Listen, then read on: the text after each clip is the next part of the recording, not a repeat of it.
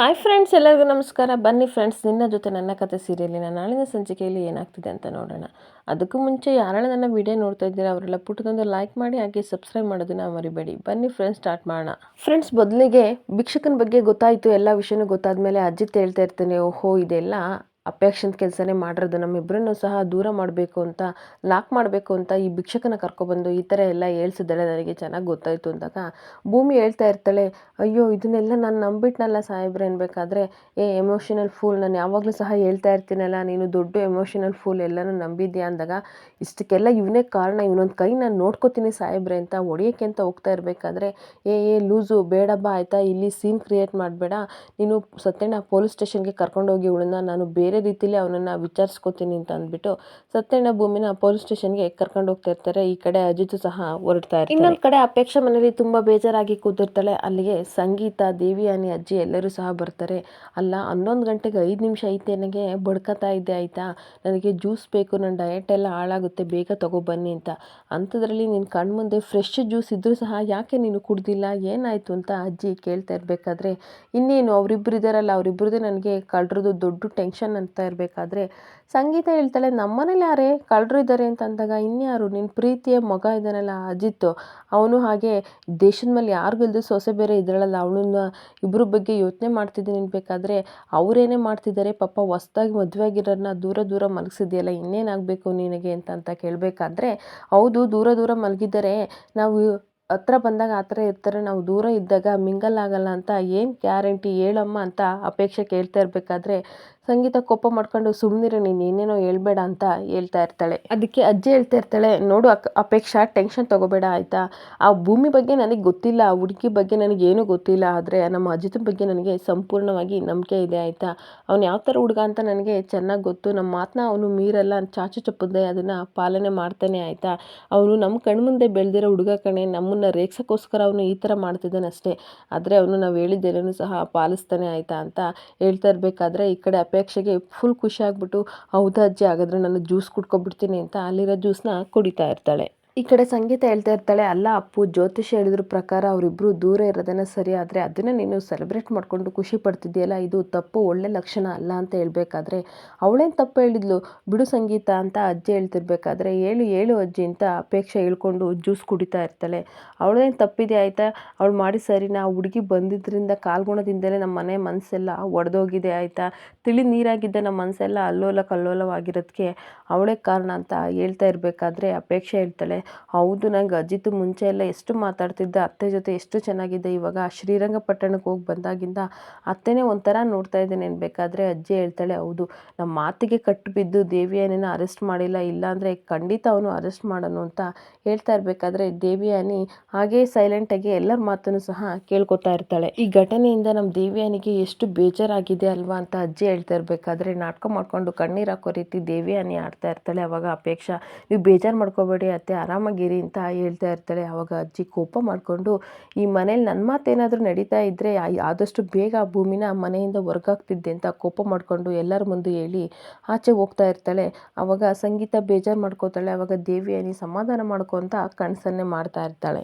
ಇನ್ನೊಂದು ಕಡೆ ಅಜಿತ್ ಪೊಲೀಸ್ ಸ್ಟೇಷನ್ಗೆ ಹೋಗಿ ಪೊಲೀಸ್ ಡ್ರೆಸ್ನ ತೆಗೆದ್ಬಿಟ್ಟು ಅವನು ಮಾಮೂಲಿ ಯೂನಿಫಾರ್ಮ್ ಹಾಕ್ಕೊಂಡು ಭಿಕ್ಷಕನ ಹತ್ರ ಬರ್ತಾನೆ. ಆ ಸೆಟ್ ಹತ್ರ ಬಂದಾಗ ಆ ಭಿಕ್ಷಕ ಇನ್ನು ಅಮ್ಮ ತಾಯಿ ಅಂತ ಸಾಂಗ್ ಆಡ್ಕೊಂಡು ಭಿಕ್ಷಕನ ಪಾತ್ರನೇ ಮಾಡ್ತಾ ಇರಬೇಕಾದ್ರೆ, ಅಲ್ಲ ಇವನು 1.5 ಗಂಟೆಯಿಂದ ಇದನ್ನೇ ಮಾಡ್ತಿದ್ದಾನಲ್ಲ, ಇಂಥವ್ರೇ ಸರಿ ನಮ್ಮ ಅಪೇಕ್ಷೆಗೆ ಅಂತ ತನ್ನ ಮನಸ್ಸಲ್ಲಿ ಹೇಳ್ಕೊತಾ ಇರ್ತಾನೆ. ಅವಾಗ ನನ್ನ ಪರ್ಫಾರ್ಮೆನ್ಸ್ ಹೆಂಗಿತ್ತು ಅಂತ ಹೇಳ್ತಾ ಇರಬೇಕಾದ್ರೆ ಸೆಟ್ಟಲ್ಲಿರೋರು ಬೈತಾ ಇರ್ತಾರೆ, 1.5 ಗಂಟೆಯಿಂದ ಇದನ್ನೇ ಮಾಡ್ತಿದ್ದೆ, ಏನು ಚೆನ್ನಾಗಿದೆಯೋ ಅಂದಾಗ, ಅಯ್ಯೋ ಬಿಡಿ, ನನ್ನ ಪರ್ಫಾರ್ಮೆನ್ಸು ಯಾರು ಸಹ ನಿಮಗೆ ಇಷ್ಟ ಆಗಲ್ಲ ಅಂತ ಇಲ್ಲಿ ಭವಿಷ್ಯತ್ ಕುಮಾರು ಬೈಕತ್ತಾ ಇರ್ತಾನೆ. ಅಷ್ಟೊತ್ತಿಗೆ ಅಲ್ಲಿ ಅಜಿತ್ ಬಂದ ತಕ್ಷಣ ಅವನು ಎದ್ರುಕೊಬಿಟ್ಟು, ಹೊಡಿಬೇಡಿ ಅಂದಾಗ, ಸರ್ ನಾನು ಹೊಡಿಲೇಬೇಕು, ಕ್ಲಾಪ್ಸ್ ಸರ್, ಏನು ಸಖತ್ತಾಗಿ ಮಾಡಿದ್ರಿ ಸರ್, ನೀವು ನಿಮ್ಮ ಥರ ನಾನು ಎಲ್ಲೂ ನೋಡೇ ಇರಲಿಲ್ಲ, ನಾನು ಎಲ್ಲೋ ಅರ್ಜೆಂಟ್ ಕೆಲಸದಲ್ಲಿ ಹೋಗ್ತಾ ಇದ್ದೆ, ಆದರೆ ನಿಮ್ಮ ನೋಡಿಬಿಟ್ಟು ಹಾಗೇ ನಿಂತ್ಕೊಬಿಟ್ಟೆ ಸರ್, ಏನೋ 5-6 ವರ್ಷ ಎಕ್ಸ್ಪೀರಿಯೆನ್ಸ್ ಇರೋ ಆರ್ಟಿಸ್ಟ್ ಥರ ನೀವು ಮಾಡಿದರೆ ಆಯಿತಾ, ಅದೇನು ಸರ್, ಸರಸ್ವತಿ ನಿಮ್ಮ ಹೊಟ್ಟೆ ಒಳಗೆ ಚೇರ್ ಹಾಕ್ಕೊಂಡು ಕುತ್ಕೊಬಿಟ್ಟಿದ್ದಾಳೆ, 2 ಕಣ್ಣು ಸಾಲದು ನೋಡೋಕ್ಕೆ, ಆ ಥರ ಮಾಡ್ತಾ ಇದ್ದೀರಾ ಅಂತ ಹೊಗಳ್ತಾ ಇರಬೇಕಾದ್ರೆ ಇಲ್ಲಿ ಭವಿಷ್ಯತ್ ಕುಮಾರ್ಗೆ ತುಂಬ ಖುಷಿಯಾಗಿ, ಹೌದು ಸರ್ ನಾನು ಆ ಥರ ಮಾಡ್ತೀನ ಅಂತ ಅನ್ಕೋತಾ ಇರ್ತಾನೆ. ಹಾಗೆ ಅವನನ್ನು ಹೊಗಳ್ತಾ ಅಜಿತ್ ಹೇಳ್ತಾನೆ, ಒಂದು ಶೇಕ್ ಹ್ಯಾಂಡ್ ಕೊಡ್ಬೋದು ಸರ್, ಸರಿ ಸರ್, ನಾನು ಕೈನ ಒರೆಸ್ಕೊಬಿಟ್ಟು ಕೊಡ್ತೀನಿ ಅಂದ್ಬಿಟ್ಟು ಶೇಕ್ ಹ್ಯಾಂಡ್ ಕೊಟ್ಟಮೇಲೆ, ಸರ್ ಏನು ಸರ್ ನಿಮ್ಮ ಸ್ಪರ್ಶ ಇಷ್ಟು ಚೆನ್ನಾಗಿದೆಯಲ್ಲ ಸರ್, ನೀವು ಲೆಜೆಂಡ್ನ ನಾನು ಮೀಟ್ ಮಾಡಿದೆ ಅಂತ ಅನ್ನಿಸ್ತಿದೆ ಅಂತ ಅಂದಾಗ ಇಲ್ಲಿ ಭವಿಷ್ಯತ್ ಕುಮಾರ್ಗೆ ತುಂಬ ಖುಷಿ ಆಗ್ತಿದೆ.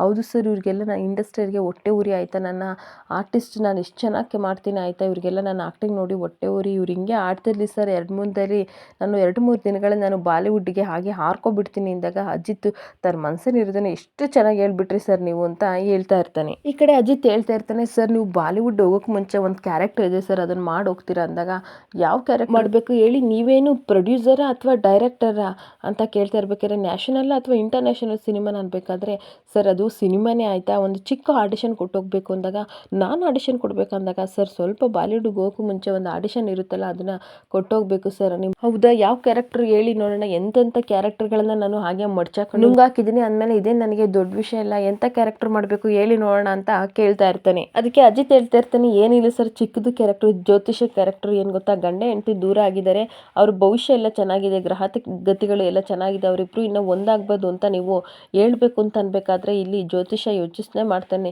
ಇದನ್ನೆಲ್ಲೋ ಈ ಮಾತನ್ನ ಕೇಳಿದಿನಲ್ಲ, ಈ ಥರ ನಾನು ಆ್ಯಕ್ಟ್ ಮಾಡಿದ್ದೀನಲ್ಲ ಅಂತ ಹಾಗೆ ಯೋಚನೆ ಮಾಡ್ತಾ ಇರ್ತಾನೆ. ಆಗ ಭವಿಷ್ಯತ್ ಕುಮಾರ್ ಹೇಳ್ತಾ ಇರ್ತಾನೆ, ಓ ಈ ಥರ ಕ್ಯಾರೆಕ್ಟ್ರಾ, ನಾನು ಆಲ್ರೆಡಿ ಒಂದ್ಸಲ ಮಾಡಿದ್ದೆ, ಆದರೆ ಸ್ವಲ್ಪ ಉಲ್ಟೆ ಹೇಳಿದ್ದೆ, ಸರಿ ಬಿಡಿ ಆಯಿತು ನಿಮಗೂ ಮಾಡ್ಕೊಡ್ತೀನಿ ಅಂತ ಅಂದಾಗ, ತುಂಬ ಥ್ಯಾಂಕ್ಸ್ ಸರ್, ಬನ್ನಿ ಸರ್, ನಿಮ್ಮದು ಕಾಲ್ ಬೇರೆ ಸಿಗಲ್ಲ, ಇವಾಗಲೇ ಹೋಗೋಣ ಅಂದಾಗ, ಹಲೋ ಎಕ್ಸ್ಕ್ಯೂಸ್ ಮೀ, ಇವಾಗ ನನಗೆ ಬ್ರೇಕ್ ಇದೆ, ಅದನ್ನೆಲ್ಲ ಮುಗಿಸ್ಕೊಬಿಟ್ಟು ಒಂದು ಶೂಟ್ ಇದೆ ಮಾಡ್ಕೊಬಿಟ್ಟು ಬರ್ತೀನಿ, ಅಲ್ಲಿವರೆಗೂ ವೆಯ್ಟ್ ಮಾಡಿ ಅಂತ ಹೇಳ್ಬಿಟ್ಟು ಅವನು ಆ್ಯಕ್ಟಿಂಗ್ ಮಾಡೋಕ್ಕೆ ಅಂತ ಹೋಗ್ತಾ ಇರ್ತಾನೆ. ಇಲ್ಲಿ ಅಜಿತ್ತು ಅವನ ಮೇಲೆ ಕೋಪ ಮಾಡ್ಕೊಂಡು ಹಾಗೆ ಅವನ್ನೇ ನೋಡ್ತಾ ಇರ್ತಾನೆ. ಇನ್ನೊಂದು ಕಡೆ ಭೂಮಿ ಟೀ ಮಾಡ್ತಾ ಇರ್ತಾಳೆ, ಈ ಕಡೆ ಟೀ ಕುಡ್ಕೊಂಡು ಕಜ್ಜಾಯ ಕುಡ್ಕೊಂಡು ಸದಾನಂದ ಮತ್ತು ಸತ್ಯನ ಹೇಳ್ತಾ ಇರ್ತಾರೆ.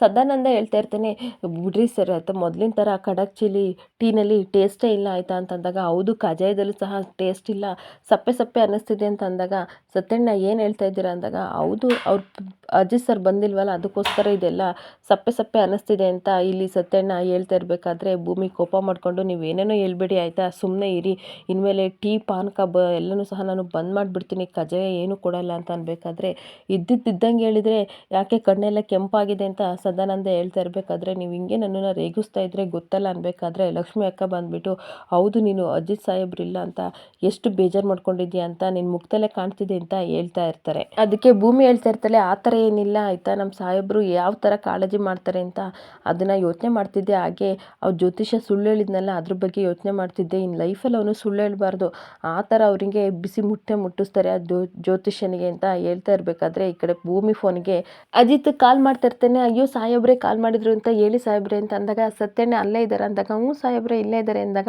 ಸತ್ಯಣ್ಣನ ಕರ್ಕೊಂಡು ಬೇಗ ಮನೆಗೆ ಹೊರಡು ಅಂದಾಗ, ಇಷ್ಟು ಬೇಗ ಹೋಗ್ಬೇಕಾ, ನಂದು ಇನ್ನೂ ವ್ಯಾಪಾರ ಮುಗ್ದಿಲ್ಲ ಅಂತ ಭೂಮಿ ಹೇಳ್ತಾ ಇರಬೇಕಾದ್ರೆ, ಲೂಸು, ನಾನೊಂದು ಮಾತು ಹೇಳ್ತಾ ಇದ್ದೀನಿ ಅಂದರೆ ಅದರಲ್ಲಿ ಎಷ್ಟು ಅರ್ಥ ಇರುತ್ತೆ ಅಂತ ಅರ್ಥ ಮಾಡ್ಕೊ, ಯಾವುದಕ್ಕೋಸ್ಕರ ಹೇಳ್ತಾ ಇದ್ದೀನಿ ಅನ್ನೋದನ್ನು ಮೊದಲು ತಿಳ್ಕೊ ಆಯಿತಾ, ಮೊದಲು ಮನೆಗೆ ಹೋಗೋ, ಹಾಗೆ ಹೋಗ್ಬಿಟ್ಟು ಜ್ಯೋತಿಷ ಫೇಕ್ ಅಂತ ಯಾರಿಗೂ ಸಹ ಹೇಳ್ಬಾರ್ದು ಅಂದಾಗ, ಸರಿ ಸಾಹೇಬ್ರೆ ಹೇಳಲ್ಲ ಅಂತ ಭೂಮಿ ಹೇಳ್ತಾಳೆ, ಸರಿ ಆಯಿತು ಮನೆಗೆ ಹೊರಡು, ನಾನು ಬರೋವರೆಗೂ ವೆಯ್ಟ್ ಮಾಡಿ ಅಂತ ಹೇಳ್ತಾ ಇರ್ತಾನೆ. ಆಗ ಭೂಮಿ ಹೇಳ್ತಾಳೆ, ಸತ್ಯಣ್ಣ ನಾವಿಬ್ರು ಮನೆಗೆ ಹೋಗ್ಬೇಕಂತೆ ಅಜಿತ್ ಸಾಹೇಬ್ರು ಹೇಳಿದ್ರು ಅಂದಾಗ, ಓಹೋ ಅಲ್ಲೇನೋ ಸೀನ್ ಕ್ರಿಯೇಟ್ ಆಗೋದಿದೆ, ಬಾ ಹೋಗೋಣ ಸತ್ಯನ ಕರ್ಕೊಂಡು ಹೋಗ್ತಾ ಇರ್ತಾನೆ. ಅವಾಗ ಲಕ್ಷ್ಮಿ ಅಕ್ಕಂಗೆ ಹೇಳ್ಬಿಟ್ಟು ಈ ಕಡೆ ಭೂಮಿನೂ ಸಹ ಹೊರಡ್ತಾಳೆ. ಮನೆಗೆ ಬಂದು ಸತ್ಯಣ್ಣ ಪೇಪರ್ ಓದ್ತಾ ಇರ್ತಾನೆ, ಅಲ್ಲಿ ಸಂಗೀತ ಎಲ್ಲರಿಗೂ ಸಹ ಟೀ ಕಾಫಿ ತರ್ತಾ ಇರ್ತಾಳೆ. ಸತ್ಯಣ್ಣಗೆ ಕೊಡಬೇಕಾದ್ರೆ, ನನಗೆ ಟೀ ಬೇಕು ಅಂದಾಗ, ನಿನಗೆ ಇಷ್ಟ ಅಲ್ವಾ ಅದನ್ನೇ ಮಾಡಿದ್ದೀನಿ ತಗೋ ಅಂದಾಗ ಟೀ ತೊಗೊಂಡು ಕುಡಿತಾ ಇರ್ತಾನೆ. ಮನೇಲಿ ಅಜ್ಜಿ ಕೊಡೋಕೆ ಹೋಗ್ತಾಳೆ, ಇದೇನು ಯಾರೂ ಇಲ್ವಾ ಮನೇಲಿ ಅಂದಾಗ, ಸಂಗೀತ ಹೇಳ್ತಾಳೆ, ಅದು ಯಾರೋ ಮೀಟ್ ಮಾಡಬೇಕು ಅಂತ ಹೇಳ್ತಾ ಇದ್ರಲ್ಲ ಇನ್ವೆಸ್ಟರ್ನ, ಅದಕ್ಕೆ ರೆಡಿ ಆಗ್ತಿದ್ದಾರೆ, ಶ್ರವಣ್ ಮತ್ತು ರಮಣ್ ಇಬ್ಬರು ಸಹ ರೆಡಿ ಆಗ್ತಿದ್ದಾರೆ, ಅಶ್ವಿನಿ ಕರ್ಕೊಂಡು ಹೋಗ್ತಾಳಂತೆ ಅಂತ ಅನ್ಬೇಕಾದ್ರೆ, ನಮಗೆ ಮನಸ್ವಿನಿ ಮೇಲೆ ತುಂಬ ಇಷ್ಟ ಆಗಿಬಿಟ್ಟಿದೆ ಆಯಿತಾ, ಅವಳ ಕ್ಯಾರೆಕ್ಟರ್ ನನಗೆ ತುಂಬ ಇಷ್ಟ ಆಗಿದೆ, ದಿನೇ ದಿನೇ ಆ ಹುಡುಗಿ ಮೇಲೆ ಪ್ರೀತಿ ನನಗೆ ಜಾಸ್ತಿ ಆಗಿದೆ ಅಂತ ಅಜ್ಜಿ ಇಲ್ಲಿ ಮನಸ್ವಿನಿನ ಹೊಗಳ್ತಾ ಇರ್ತಾರೆ.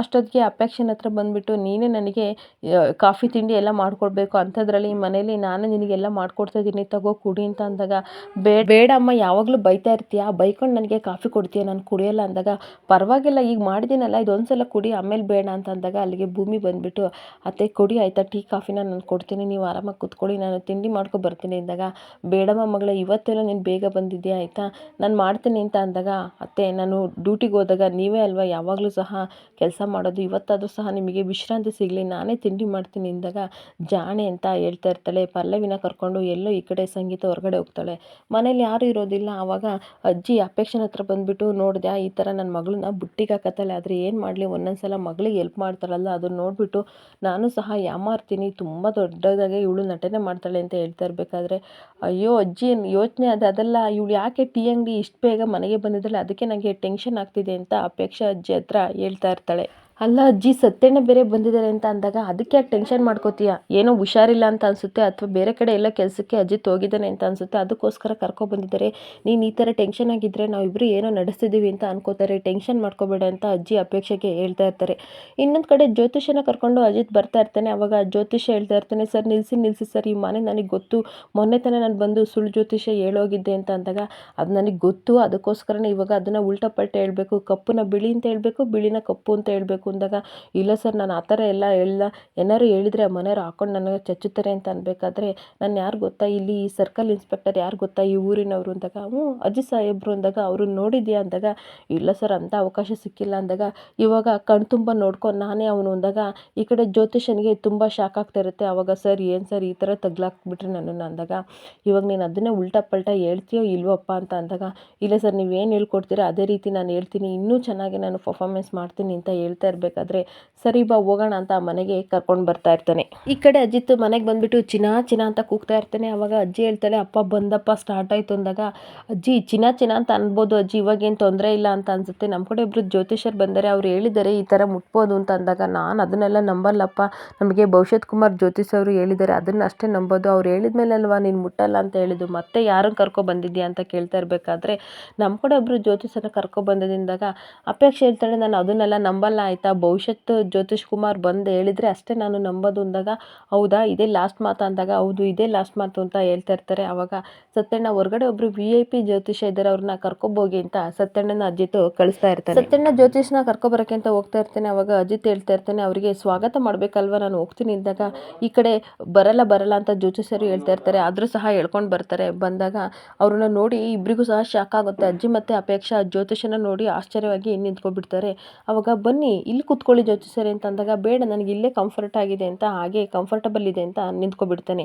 ಆವಾಗ ನೋಡಿ ಅಮ್ಮ ಇಲ್ಲಿ ಬರ್ತಾ ಇದ್ನಾ, ಅಲ್ಲಿ ಇವರು ಜ್ಯೋತಿಷರು ಸಿಕ್ಕಿದ್ರು, ಅಲ್ಲೊಂದು ಸೆಟ್ಟಲ್ಲಿ ಇವರು ಇದ್ದರು, ಅದಕ್ಕೆ ಮಹಾನ್ ವ್ಯಕ್ತಿ ಅಲ್ವಾ, ಅದಕ್ಕೆ ಕರ್ಕೊಬಂದೆ ಅಂತ ಅಜಿತ್ ಹೇಳ್ತಾ ಇರ್ತಾನೆ. ಆವಾಗ ಸಂಗೀತ ಹೇಳ್ತಾಳೆ, ಅಯ್ಯೋ ಮೊನ್ನೆ ಇದೇ ಜ್ಯೋತಿಷ ಅವರು ಬಂದಿದ್ದು ಅಂತಂದಾಗ, ಹೌದಾ ಇವರು ಮಹಾನ್ ವ್ಯಕ್ತಿ ಅಂತೆ, ಅದಕ್ಕೋಸ್ಕರ ನಾನು ಕರ್ಕೊಬಂದೆ ಅಂತ ಅಂದಾಗ, ಅವನ ಮಾತು ಕೇಳಿ ಅಜ್ಜಿ ಮತ್ತು ಅಪೇಕ್ಷಾ ಸಂಗೀತ ಎಲ್ಲರೂ ಸಹ ಶಾಕ್ ಆಗಿ ಹಾಗೆ ಜ್ಯೋತಿಷರನ್ನ ನೋಡ್ತಾ ಇರ್ತಾರೆ. ಇಲ್ಲಿಗೆ ಈ ಸಂಚಿಕೆ ಮುಕ್ತಾಯವಾಗ್ತಿದೆ. ಈ ವಿಡಿಯೋ ಇಷ್ಟ ಆದರೆ ಫ್ರೆಂಡ್ಸ್ ಪುಟ್ಟದೊಂದು ಲೈಕ್ ಮಾಡಿ ಹಾಗೆ ಫಾಲೋ ಮಾಡಿ. Thank you.